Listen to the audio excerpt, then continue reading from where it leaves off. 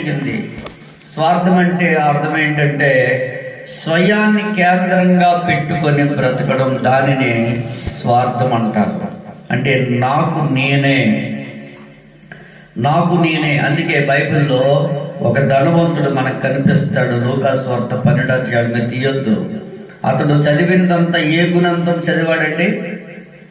ఏ గుణంతం చదివాడు? నాగుణంతం. ఏ గుణంతము? నాగుణంతం. చెప్పండి పిల్లలు, చెప్పండి నాగుణంతం. అమ్మా చెప్పండి నాగుణంతం చెప్పండి.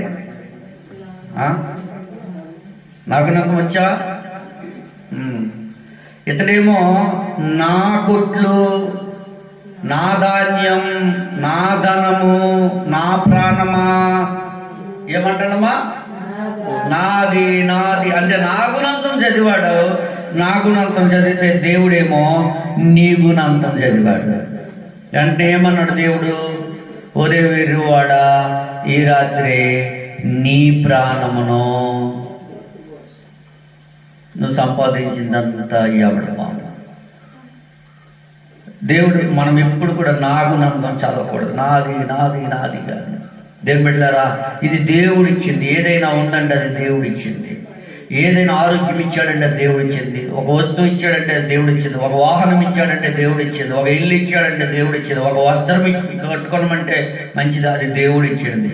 అది దేవుంది. హల్లెలూయా. అంతే తప్ప నా ఇల్లు, నా దానము, నా ప్రాణంతో ఏమనుకుంటున్నామా? నా ప్రాణమా తిను, నా ప్రాణమా త్రాగు, నా ప్రాణమా సుఖించు, నా ప్రాణమా సంతోషించు.